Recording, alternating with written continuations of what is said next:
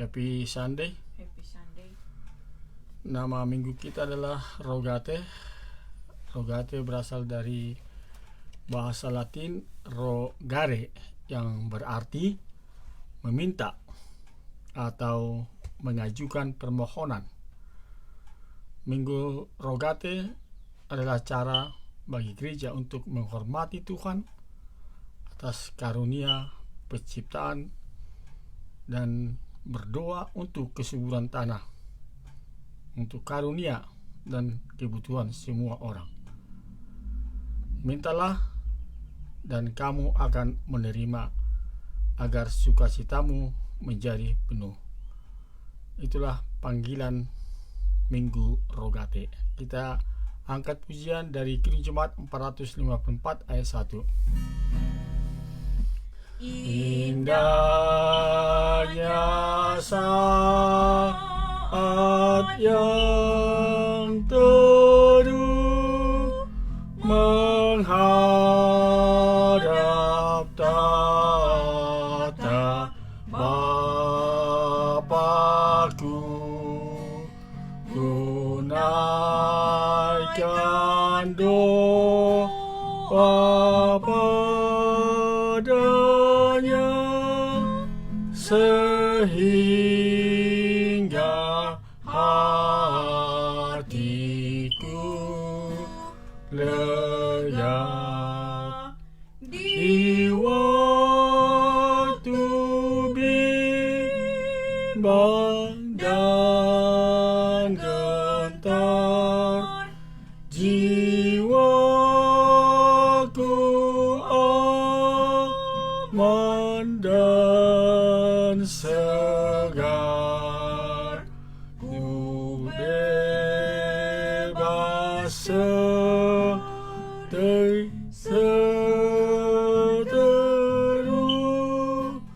di dalam saat yang teduh. Di dalam nama Allah Bapa dan nama anaknya Tuhan Yesus Kristus dan nama Roh Kudus yang menciptakan langit dan bumi. Amin. Beritahukanlah dengan sorak-sorai dan kabarkanlah hal ini. Siarkanlah itu sampai ke ujung bumi. Katakanlah, Tuhan telah menebus Yakub, hambanya. Bersorak-sorailah bagi Allah, hai seluruh bumi. Mazmurkanlah kemuliaan namanya. Muliakanlah dia dengan puji-pujian. Haleluya. Haleluya. Haleluya. Haleluya.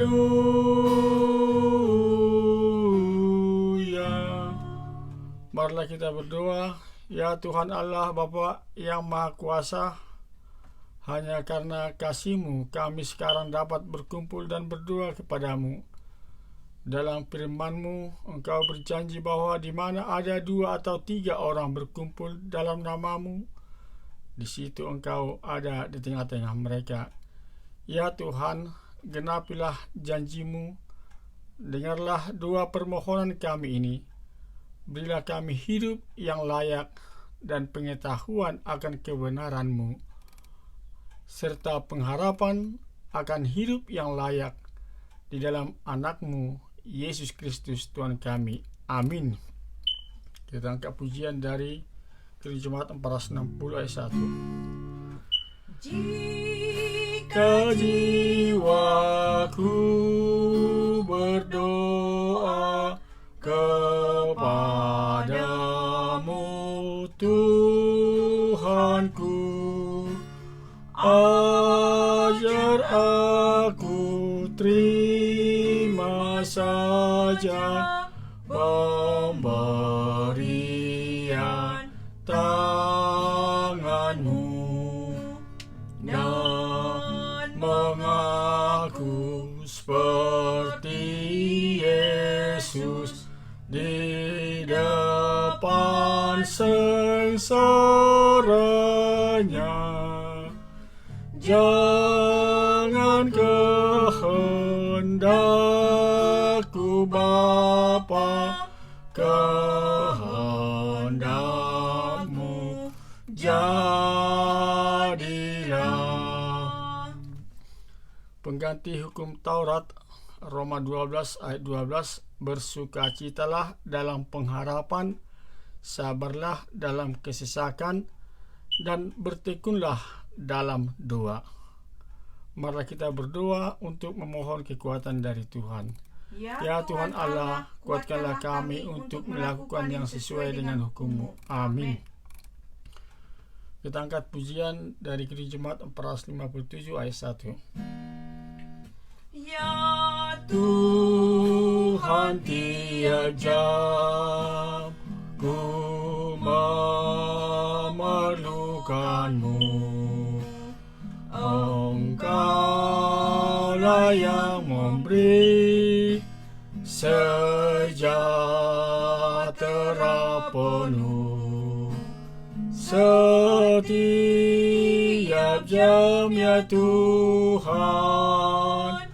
Jika ku perlukan, ku datang Juru Selamat, berkatilah.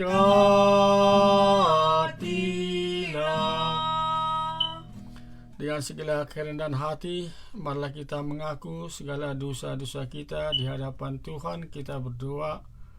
Ya Tuhan Allah, Bapa kami yang Maha Kuasa dan Pengasih, Engkau tidak berkenan kepada kematian orang fasik, melainkan Tuhan berkenan kepada pertobatan orang fasik dari kelakuannya ke jalan yang benar, supaya ia hidup. Oleh sebab itu kami memohon kepadamu, jauhkanlah kami dari segala murka dan hukum-Mu. Ampunilah dosa dan kejahatan kami, agar kami beroleh hidup di dalam kasih-Mu. Karuniakanlah kami kekuatan, agar kami tetap kuat dan kokoh di dalam anak-Mu, Yesus Kristus Tuhan kami. Amin.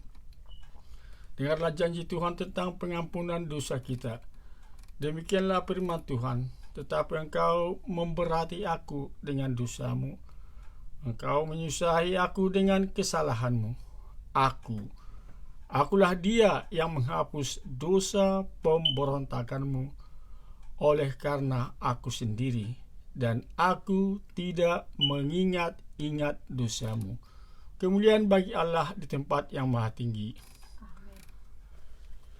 Kita angkat pujian dari Gereja Jemaat 403 ayat 1. Hujan berkat kan tercurah, hidup kembali segar. Di atas bukit dan lurah, bunyi derai terdengar. Hujan berkat-Mu, itu yang kami perlu. Sudah menetes berkat-Mu, biar tercurah penuh. Firman Tuhan yang menjadi epistel bagi kita pada Minggu Rogate ini tertulis dalam 1 Samuel 1 ayat 9 sampai 18. Demikian bunyinya. Pada suatu kali setelah mereka habis makan dan minum di Silo, berdirilah Hana sedang Imam Eli duduk di kursi dekat tiang pintu bait suci Tuhan. Dan dengan hati pedih ia berdoa kepada Tuhan sambil menangis terseduh-seduh. Kemudian bernajarlah ia, katanya, Tuhan semesta alam, jika sungguh-sungguh Engkau memperhatikan sengsara hamba-Mu ini, dan mengingat kepadaku dan tidak melupakan hamba-Mu ini, tetapi memberikan kepada hamba-Mu ini seorang anak laki-laki, maka aku akan memberikan dia kepada Tuhan untuk seumur hidupnya, dan pisau cukur tidak akan menyentuh kepalanya. Ketika perempuan itu terus-menerus berdoa di hadapan Tuhan, maka Eli mengamati mulut perempuan itu. Dan karena Hana berkata-kata dalam hatinya, dan hanya bibirnya saja bergerak-gerak, tetapi suaranya tidak kedengaran, maka Eli menyangka perempuan itu mabuk. Lalu kata Eli kepadanya, "Berapa lama lagi engkau berlaku sebagai orang mabuk? Lepaskanlah dirimu daripada mabukmu." Tetapi Hana menjawab, "Bukan, Tuanku, aku seorang perempuan yang sangat bersusah hati. Anggur ataupun minuman yang memabukkan tidak kuminum, melainkan aku mencurahkan isi hatiku di hadapan Tuhan." Janganlah anggap hambamu ini seorang perempuan dursila, sebab karena besarnya cemas dan sakit hati aku berbicara demikian lama. Jawab Eli, "Pergilah dengan selamat, dan Allah Israel akan memberikan kepadamu apa yang engkau minta daripadanya." Sesudah itu berkatalah perempuan itu, "Biarlah hambamu ini mendapat belas kasihan daripadamu." Lalu keluarlah perempuan itu, ia mau makan dan mukanya tidak muram lagi. Demikian firman Tuhan. Berbahagialah orang yang mendengarkan firman Tuhan serta memeliharanya dalam hatinya. Amin. Kita angkat pujian dari Kiri Jemaat 417 ayat 1. Serahkan pada Tuhan seluruh jalanmu, kuatirmu semua ditangguhnya penuh, sedangkan angin lalu dituntun tangannya, pun jalan di depanmu Tuhan mengaturnya. Marilah kita bersama-sama mengaku iman kepercayaan kita sebagaimana teman-teman seiman di seluruh dunia. Kita bersama-sama mengucapkannya. Aku percaya kepada Allah, Bapa yang Maha Kuasa, Khalik langit dan bumi. Aku percaya kepada Yesus Kristus, Anaknya yang tunggal Tuhan kita, yang dikandung daripada Roh Kudus, lahir dari anak darah Maria, yang menderita sengsara di bawah pemerintahan Pontius Pilatus, disalibkan, mati dan dikuburkan, yang turun ke dalam kerajaan maut. Pada hari yang ketiga bangkit pula dari antara orang mati, naik ke surga, duduk di sebelah kanan Allah, Bapa yang Maha Kuasa. Dari sana akan datang kelak untuk menghakimi orang yang hidup dan yang mati. Aku percaya kepada Roh Kudus dan adanya satu gereja yang kudus, persekutuan orang kudus, pengampunan dosa, kebangkitan daging, dan hidup yang kekal. Amin. Kita akan mendengarkan firman Tuhan, tapi marilah terlebih dahulu kita mengangkat satu pujian dari PKJ 241 ayat 1. Tak ku tahu kan hari esok, namun langkahku tegak, bukan surya ku harapkan, karena surya kan lenyap. Oh, tiada ku gerisah akan masa menjelang, ku berjalan serta Yesus, maka hatiku tenang. Banyak hal tak ku pahami dalam masa menjelang, tapi terang bagiku ini tangan Tuhan yang pegang. Damai sejahtera Allah yang melampaui segala akal, itulah yang memelihara hati dan pikiranmu di dalam Kristus Yesus Tuhan kita. Amin. Saudara-saudara, firman Tuhan yang menjadi nasi khotbah bagi kita 1 Yohanes 5 ayat 1 sampai 5. Demikian bunyinya: setiap orang yang percaya bahwa Yesus adalah Kristus lahir dari anak Allah, dan setiap orang yang mengasihi Dia yang melahirkan mengasihi juga Dia yang lahir daripadanya. Inilah tandanya bahwa kita mengasihi anak-anak Allah, yaitu apabila kita mengasihi Allah serta melakukan perintah-perintahnya. Sebab inilah kasih kepada Allah, yaitu bahwa kita menuruti perintah-perintahnya. Perintah-perintahnya itu tidak berat, sebab semua yang lahir dari Allah mengalahkan dunia. Dan inilah kemenangan yang mengalahkan dunia, iman kita. Siapakah yang mengalahkan dunia selain daripada dia yang percaya bahwa Yesus adalah anak Allah? Saudara-saudara, dua tema kalimat yang diulang dalam surat Yohanes ini, dalam khotbah kita ini, yaitu iman dan kasih.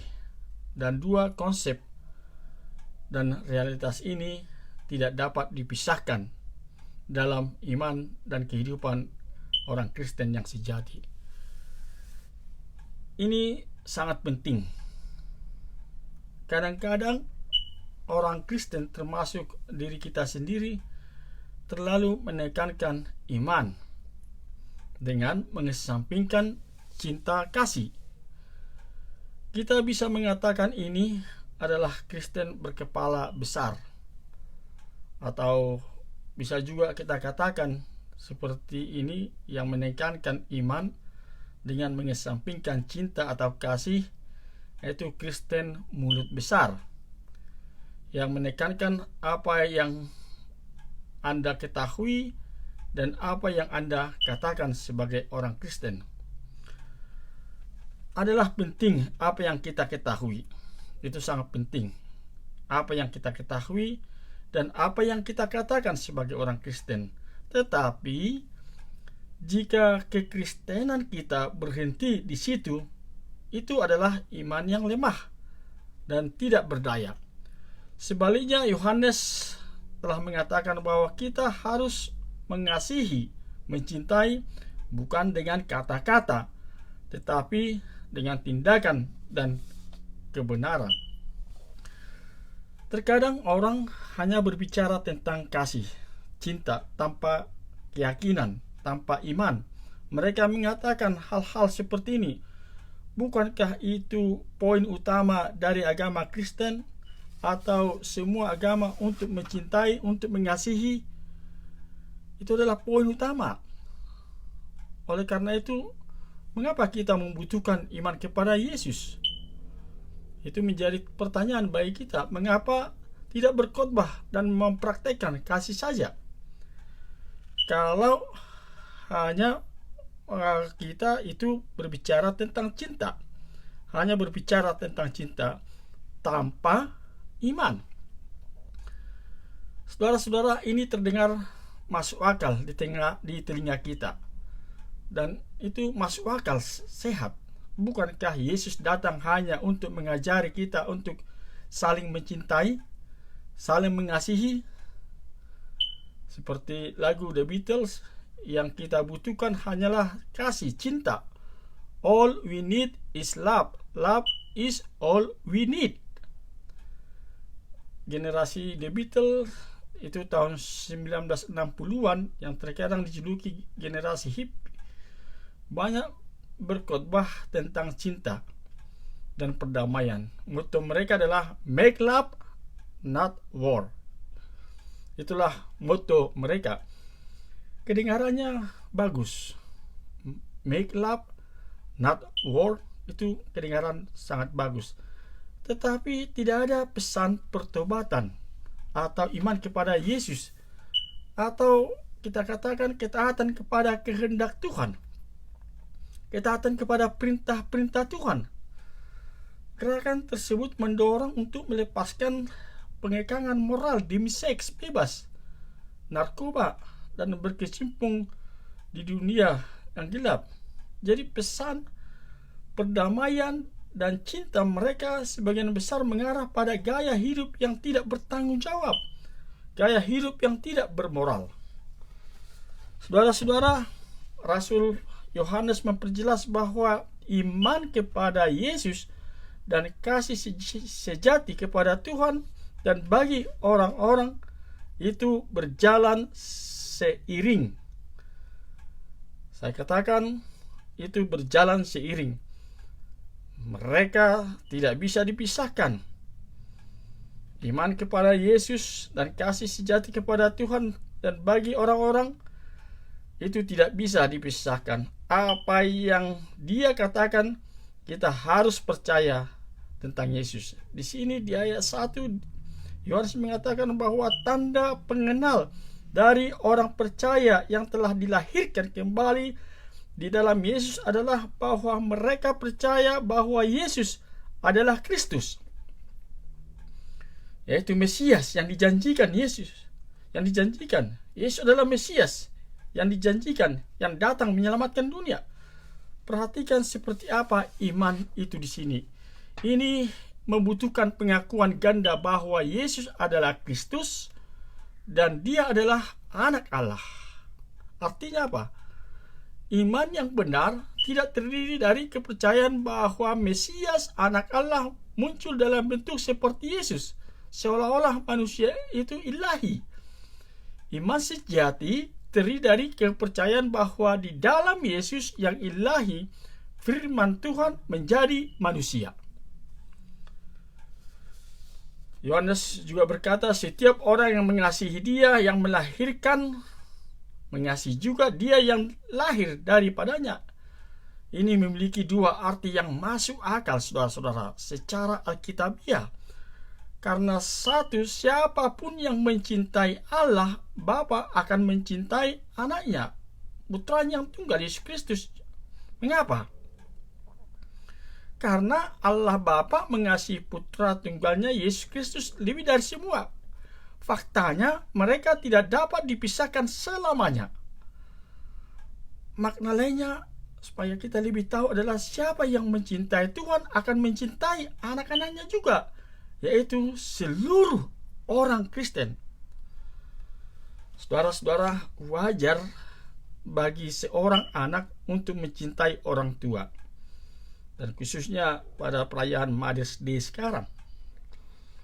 Banyak anak-anak mengunjungi orang tuanya, menyampaikan Happy Mother's Day.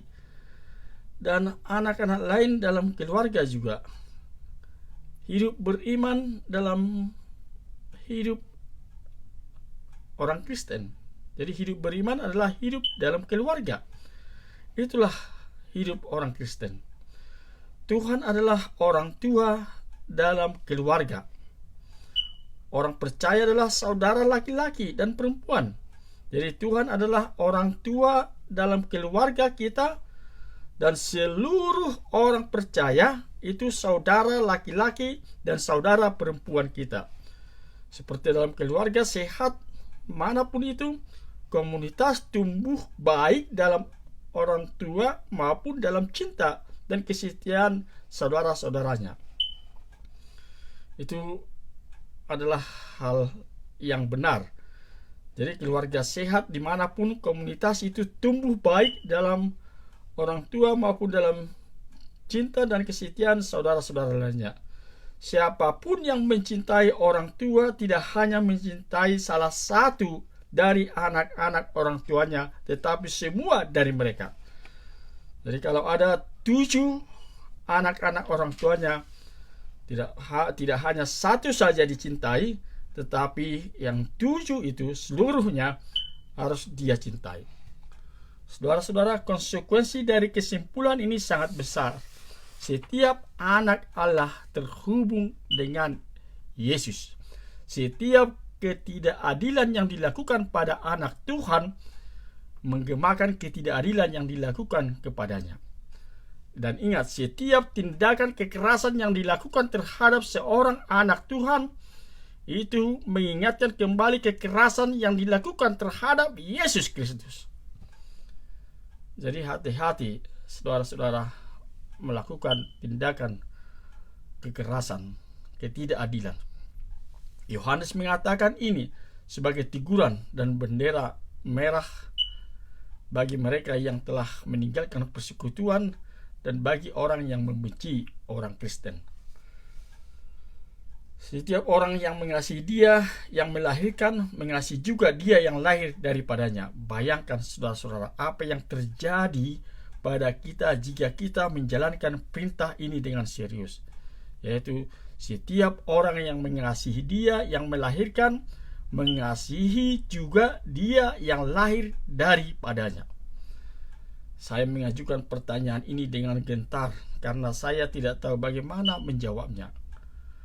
Bahkan untuk diri saya sendiri, banyak dari kita setelah tahun pandemi yang brutal dan panjang ini kelelahan. Kita telah melihat dan mengalami begitu banyak kerugian. Ada yang kehilangan pekerjaan. Kita mengetahui ketidakberdayaan berempati dalam situasi lokal maupun dalam global di mana kita tidak dapat campur tangan. Ini sangat menyedihkan. Banyak sebenarnya cara kita untuk mengekspresikan kasih kita kepada saudara kita, seperti mengundang orang ke rumah kita, saling berpelukan, beribadah bersama, tapi ini tidak bisa. Dalam menghadapi begitu banyak rasa sakit, isolasi, dan kematian, apa yang dapat dilakukan? Cinta. Sangat mudah untuk tersesat dalam pertanyaan ini, atau lebih buruk, menyerah pada pertanyaan itu sama sekali dan mundur ke dalam mati rasa kemarahan dan sikap apatis.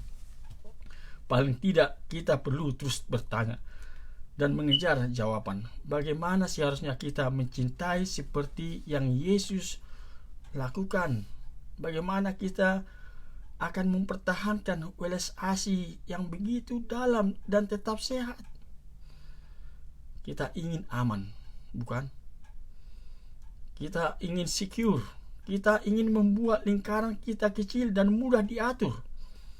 Kita ingin memilih orang yang kita kasihi berdasarkan afinitas atau preferensi kita sendiri, bukan pada perintah Yesus yang mencakup semuanya, semua orang.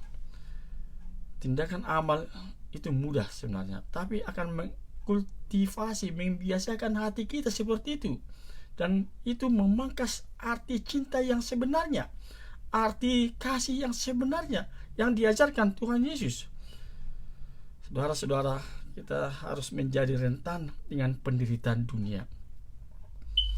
Kita harus menjadi rentan, peka terhadap penderitaan dunia, penderitaan teman kita. Lihat itu penderitaan yang di India akibat pandemi 19. Luar biasa, saudara-saudara. Hal-hal itu sulit dan mahal. Jadi apa yang bisa kita lakukan? Di mana kita harus memulai? Yesus menawarkan satu jawaban langsung. Tinggal di dalam cintaku. Masalah kita adalah kita sering memperlakukan Yesus sebagai teladan, role atau model, dan kemudian putus asa ketika kita tidak dapat memenuhi standar tingginya, tetapi berdiam dalam sesuatu yang tidak sama dengan menirunya. Saudara-saudara, jadi kita hanya disuruh berdiam, itu tidak sama dengan menirunya. Dalam metafora pokok anggur dan ranting, kasih Yesus bukanlah teladan kita. Sekali lagi saya katakan, kasih Yesus bukanlah teladan kita, tapi itu sumber kita, sumber kasih kita. Dari situlah cinta kita berasal dan semakin dalam, di mana itu kita harus mengisi kembali. Kita isi kembali dirinya sendiri, karena dia adalah kasih itu. Mungkin cerita berikut ini akan menggambarkan dengan baik arti penuh 1 Yohanes. Saudara-saudara, suatu hari seorang anak laki-laki di perkemahan menerima sekotak kue dari ibunya. Dia makan sedikit lalu meletakkan kotak itu di bawah tempat tidurnya. Keesokan harinya dia menemukan cookiesnya itu hilang. Belakangan seorang konselor yang diberitahu tentang pencurian itu melihat seorang anak laki-laki duduk di belakang pohon dan memakan kue yang dicurinya itu. Dia mencari korban dan berkata, "Bill, saya tahu siapa yang mencuri kuemu itu. Maukah Anda membantu saya memberinya pelajaran?" Anak laki-laki itu menjawab, "Saya rasa, tapi apakah Anda akan menghukumnya? Yang mencuri kue saya itu akan Anda hukum?" Konselor berkata, "Tidak secara langsung, itu hanya akan membuatnya membencimu. Jadi kita tidak menghukum dia secara langsung karena itu akan membuatnya membencimu." Saya punya ide. Tapi pertama-tama aku ingin kamu meminta ibumu untuk mengirimmu beberapa kue lagi. Anak laki-laki itu melakukan apa yang diminta konselor. Dan beberapa hari kemudian sekotak kue dari ibunya tiba kembali. Konselor itu kemudian berkata, "Anak laki-laki yang mencuri kue Anda sedang berada di danau. Saya sarankan, ini saran saya, Anda pergi ke sana dan berbagi kue dengannya." Anak laki-laki itu protes, "What? Tapi bukankah dia yang mencuri kueku? Dialah yang mencuri kueku itu." "Saya tahu," kata konselor, "tapi mari kita lihat apa yang terjadi." 1 jam kemudian, saudara-saudara, konselor melihat anak laki-laki yang mencuri kuenya datang menemui dia. Pencuri itu dengan sungguh-sungguh berusaha membuat teman barunya menerima kompasnya sebagai pembayaran untuk kue yang dicuri. Wow, begitu kagetnya dia. Dan korban dengan tegas menolak, "Tidak. Beberapa kue itu tidak begitu terlalu penting." Saudara yang terkasih, mari kita saling mencintai. Karena cinta berasal dari Tuhan. Setiap orang yang mencintai lahir dari Tuhan dan mengenal Tuhan. Siapapun yang tidak mencintai tidak mengenal Tuhan. Karena Tuhan adalah cinta. Jadi siapapun yang tidak mencintai itu bisa katakan tidak mengenal Tuhan. Menjauh dari dia. Karena Tuhan adalah cinta. Lihat saudara-saudara ayat 2-3. Inilah tandanya bahwa kita mengasihi anak-anak Allah, yaitu apabila kita mengasihi Allah serta melakukan perintah-perintahnya. Sebab inilah kasih kepada Allah, yaitu bahwa kita menuruti perintah-perintahnya. Perintah-perintahnya itu tidak berat. Saya katakan kepada kita, Yesus tidak mencari orang Kristen basa-basi. Yesus tidak menginginkan orang Kristen basa-basi yang bisa berbicara tetapi tidak berjalan sesuai dengan perintahnya. Yesus berkata bahwa kasih sejati, cinta sejati untuknya adalah melakukan apa yang dia katakan. Itu untuk melakukan apa yang dia inginkan. Itu untuk mengejar hati dan karakternya. Dan ketika kita jatuh dan gagal, kita tidak berhenti atau membuat alasan untuk menyalahkan orang lain. Sebaliknya kita mengaku dosa kita dan bangkit kembali dan terus mengikuti Yesus. Saudara-saudara, ketika kita mencoba untuk memperbaiki diri kita sendiri, kita merasa sangat terbebani. Itu harus kita akui. Dan ketika kita mencoba menghentikan dosa kebiasaan kita, kita merasa tidak berdaya. Memang kita tidak berdaya, saudara-saudara. Dari mana kita bisa mendapatkan bantuan? Dari mana asalnya bantuan kita? Itu berasal dari Tuhan, pencipta langit dan bumi. Itu berasal dari Tuhan Yesus Kristus, penebus dan gembala yang baik kita. Dengarkan, ketika kita mencintai sesuatu, kita dapat menghabiskan banyak waktu. Ketika kita mencintai seseorang, kita dapat menghabiskan banyak tenaga, energi, uang, keringat, dan air mata, dan bahkan darah untuk itu. Saat kita mencintai seseorang, kita siap mengorbankan apapun untuk mereka. Bayangkan saudara-saudara, ketika kita mencintai sesuatu, kita dapat menghabisi banyak waktu, tenaga, energi, uang, keringat, air mata, bahkan darah untuk itu. Saat kita mencintai seseorang, harus seperti itu juga. Kita siap mengorbankan apapun untuk mereka. Kita tidak menganggapnya beban. Itu tidak membebani kita. Itu adalah hasrat. Itu adalah kegembiraan kita. Jadi apakah kita mencintai Yesus seperti itu? Itu pertanyaan yang bagus untuk ditanyakan pada diri kita sendiri. Karena jika kita tidak melakukannya, ingatlah, beberapa berhala telah menyusup ke dalam hati dan kehidupan kita. Egois, ketamakan, dan lain sebagainya. Saudara-saudara, mengasihi Tuhan, mencintai anak-anak Tuhan, dan menaati perintah-perintah Tuhan membentuk hubungan yang tidak terpisahkan dalam sebuah rantai yang melingkar. Bagaimana Anda menunjukkan cinta pada Tuhan? Lakukan apa yang Dia katakan. Sesungguhnya, katanya, mendengarkan lebih baik daripada korban sembelihan, memperhatikan lebih baik daripada lemak domba-domba jantan. Itulah dalam 1 Samuel 15 ayat 22. Apakah kita mematuhi perintah-perintah Tuhan karena kewajiban atau keinginan? Ketaatan, saudara-saudara, itu membawa kebebasan. Jadi kalau kita taat kepada perintah-perintah Tuhan, kita akan mengalami freedom, kita akan mengalami kebebasan. Tidak takut. Tuhan tidak akan pernah memerintahkan tanpa memberikan kekuatan untuk memenuhinya. Ini harus kita ingat. 1 Yohanes mengingatkan pembacanya bahwa perintah-perintah Tuhan tidak membebani. Perintah-perintah Tuhan tidak berat. Di sini sekali lagi kita mendengarkan gaung Yesus yang mencela para pemimpin agama karena membebani orang dengan beban berat yang sulit ditanggung. Seperti Yesus, 1 Yohanes menegaskan bahwa perintah-perintah Tuhan tidaklah sulit, tidaklah membebani, tidaklah berat. Yohanes menyamakan kasih Tuhan dengan ketaatan pada perintah Tuhan.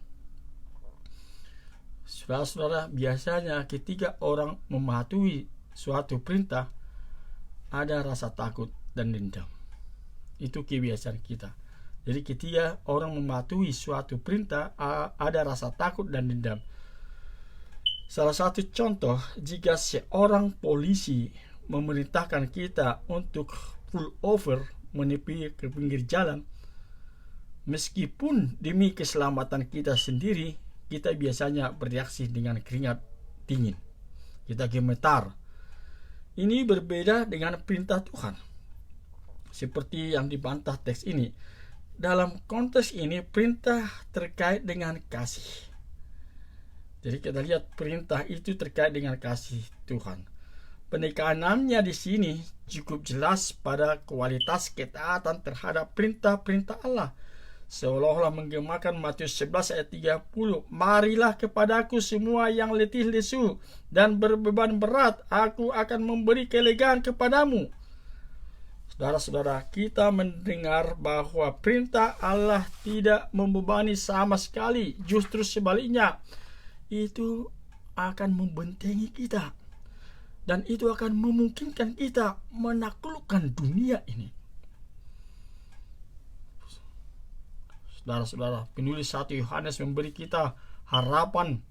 Dalam 1 Yohanes 5:4 dikatakan, sebab semua yang lahir dari Allah mengalahkan dunia. Dan inilah kemenangan yang mengalahkan dunia, iman kita. Kemenangan datang melalui apa yang kita yakini, bukan bagaimana kita percayai. The victory comes through what we believe, not how we believe. Saya mau menekankan saudara-saudara, Walaupun dikatakan di sini, sebab semua yang lahir dari Allah mengalahkan dunia, dan inilah kemenangan yang mengalahkan dunia, iman kita. Iman bukanlah polis asuransi. Iman bukanlah jaminan bahwa hidup akan membuat Anda terbebas dari masalah, dari tragedi. Iman menurut 1 Yohanes adalah sesuatu yang membantu kita mengatasi masalah atau krisis apapun yang mungkin kita alami di dunia ini. Kita bisa mengatasi apapun jika kita tetap mencintai, jika kita tetap mengasihi. Saya mau mengatakan kepada kita, memiliki iman melalui cinta itulah yang memungkinkan kita untuk menaklukkan dunia ini. Ya, harus kita perhatikan, memiliki iman melalui kasih, cinta itulah yang memungkinkan kita untuk menaklukkan dunia. 1 Yohanes mengingatkan komunitas bahwa setiap orang yang percaya bahwa Yesus adalah Mesias, anak Allah yang diurapi, lahir dari Allah, mereka tidak punya alasan untuk takut. Mereka tidak punya alasan untuk gemetar, khawatir, resah akan dunia ini. Karena apa? Mereka adalah milik Tuhan. Sebagai anak-anak Tuhan, mereka dapat yakin bahwa mereka dikasihi, bahwa mereka dilindungi oleh orang tua ilahi mereka.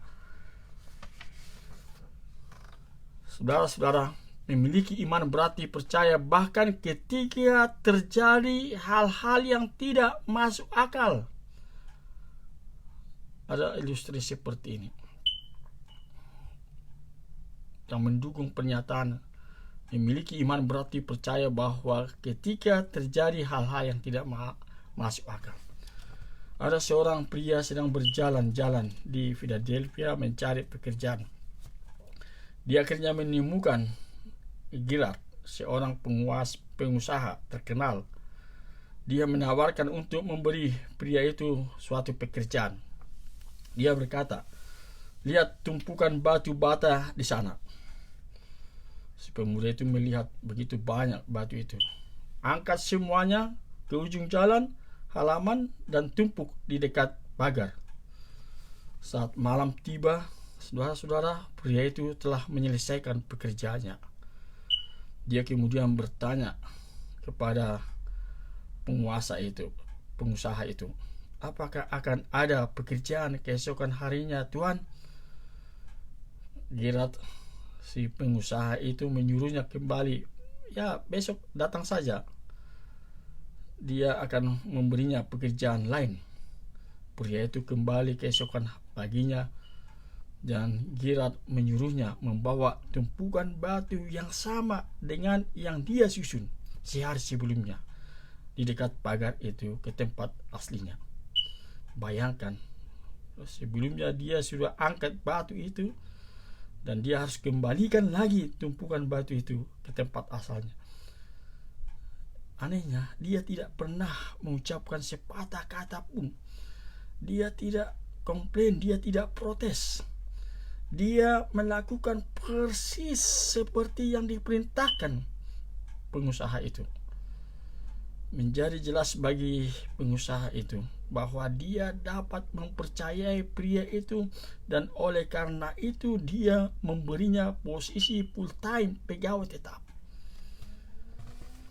Saudara-saudara yang dikasihi dalam Kristus Yesus, komunitas tempat menulis 1 Yohanes sedang menghadapi krisis. Komunitas 1 Yohanes tampaknya bingung, takut, dan tidak yakin apa yang harus mereka lakukan, siapa yang harus mereka percayai, bagaimana mereka bisa tahu apa yang benar dan apa yang tidak benar. Mereka mencari jaminan keselamatan. Bagaimana seharusnya reaksi mereka? Mereka membutuhkan pengajaran yang konkret. Apa gunanya percaya atau memiliki keyakinan, iman kepada Yesus ketika hal-hal buruk masih terjadi? Ada orang di masyarakat yang akan mencoba memberi Anda penjelasan atas hal-hal buruk yang terjadi pada diri kita. Sebagai contoh, Jerry Falwell merasionalisasi bahwa tragedi 9/11 terjadi karena semua homoseksual yang tinggal di New York itu banyak sekali jumlahnya homoseksual, maka terjadilah tragedi 9/11. Dia kemudian meminta maaf dan mengatakan dia benar-benar tidak bermaksud mengatakan itu. Itulah salah satu contoh. Hingga saat ini masih ada orang yang mengatakan seperti itu. Dan ini akan dilakukan sepanjang waktu. Jadi hati-hati. Kita memiliki kebutuhan untuk menghubungkan hal-hal buruk dalam hidup kita dengan beberapa perilaku buruk atau dosa. Kita selalu berpikir bahwa hal buruk yang terjadi adalah hukuman Tuhan. Saya katakan, orang yang berpikir seperti ini percaya bahwa mereka bisa membaca pikiran Tuhan. Itu salah. Saudara-saudara, orang yang berpikir seperti itu percaya bahwa mereka bisa membaca pikiran Tuhan. Siapa yang bisa membaca pikiran Tuhan? Seperti pengusaha tadi itu. Dia menyuruh mengangkat batu itu kembali ke tempat aslinya. Dan si pekerja itu tidak protes. Dan dia tidak memahami. Saudara-saudara, penulis 1 Yohanes memberitahu untuk menguji roh. Dengan kata lain, pastikan suara yang kita dengarkan benar saat ini.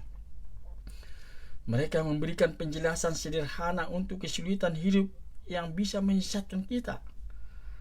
Beberapa orang berkata bahwa yang perlu Anda lakukan hanyalah mengikuti daftar yang boleh dan tidak boleh. Itulah kekristenan. Itulah lakukan.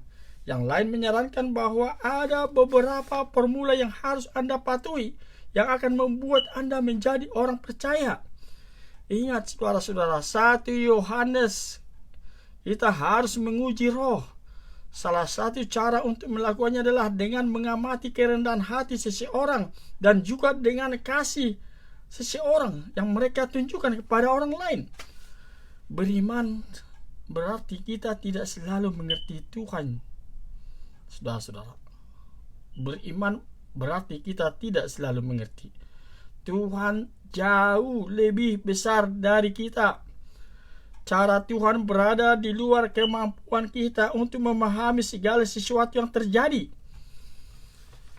Tuhan ingin kita menyadari bahwa ada hal-hal yang tidak kita pahami, namun hanya Tuhan yang mengatur gambaran besarnya itu. Saya katakan sekali lagi, iman adalah mempercayai Tuhan ketika kita tidak tahu seperti apa hasilnya nanti. Jalan Tuhan tidak selalu bisa dijelaskan. Tantangan bagi kita adalah untuk terus mencintai Tuhan. Itu aja tantangan bagi kita. Tantangan bagi kita adalah untuk terus mencintai Tuhan dan sesama kita. Bahkan ketika sesuatu yang buruk terjadi pada kita, terus berdoa. Ketika kita bisa melakukan itu, kita memiliki iman. Kita bisa mengalahkan dunia. 2. Tidak meminta. Nama minggu kita adalah Rogate.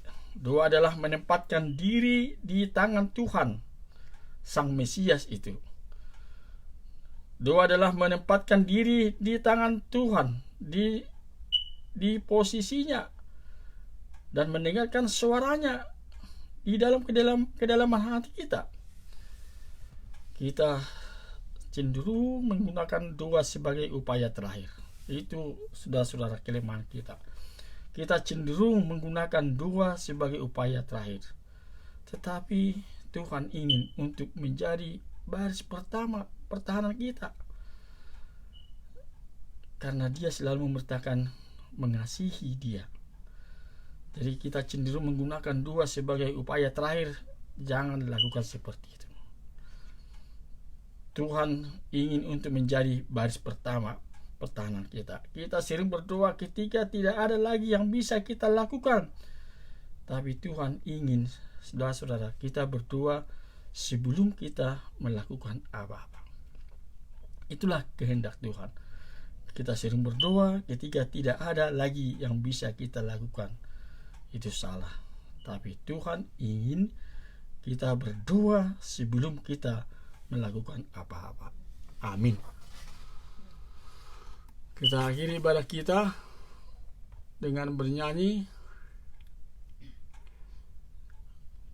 dari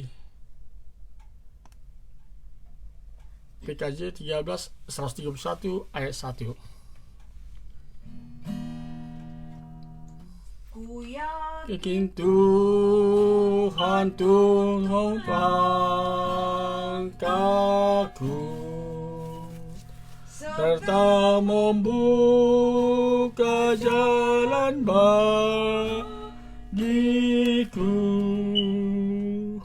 Jika sungguh berserah dan berdoa padanya, Tuhan membuka jalan bagiku. Kita nyanyikan sekali lagi. Ku yakin Tuhan tuntun langkahku, serta membuka jalan bagiku.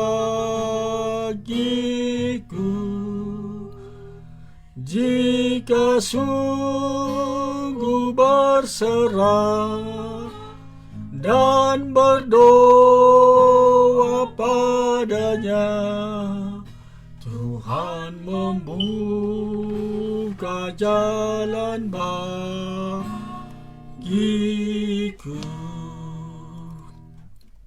Marilah kita berdoa untuk menyerahkan persembahan kita kepada Tuhan. Ya Allah, Bapa kami yang di surga, kami mengaku bahwa Tuhan adalah sumber dari segala karunia yang melimpah dalam kehidupan kami masing-masing. Sebagian daripada karunia itu kami serahkan kembali sebagai persembahan kepada Tuhan. Terimalah dan berkatilah persembahan umat-Mu ini, agar dapat kami pergunakan untuk pekerjaan dan pelayanan kerajaan Tuhan di dunia ini. Bukalah hati kami untuk mengenal betapa banyak berkat dan karunia yang kami peroleh dari Tuhan, supaya kami senantiasa bersyukur kepadamu di dalam nama Yesus Kristus Tuhan kami. Amin. Tuhan karuniamu roh dan jiwaku semua, nyawa juga hidupku, harta milikku semua, ku serahkan padamu untuk selama-lamanya. Bapa kami yang di surga, dikuduskanlah nama-Mu, datanglah kerajaan-Mu, jadilah kehendak-Mu di bumi seperti di surga. Berikanlah kami pada hari ini makanan kami yang secukupnya, dan ampunilah kami akan kesalahan kami, seperti kami juga telah mengampuni orang bersalah kepada kami. Dan janganlah membawa kami ke dalam pencobaan, tetapi lepaskanlah kami daripada yang jahat. Karena Engkau punya kerajaan dan kekuasaan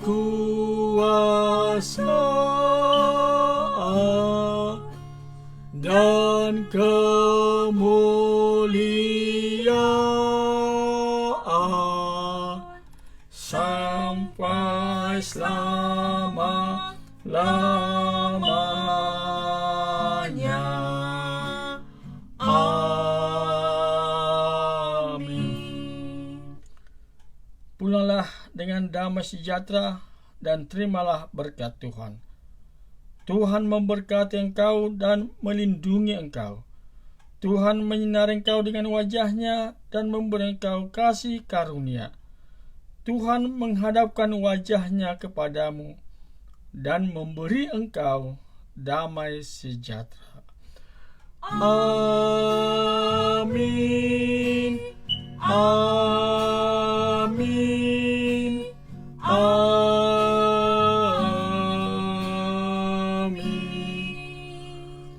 Happy Sunday, Tuhan memberkati.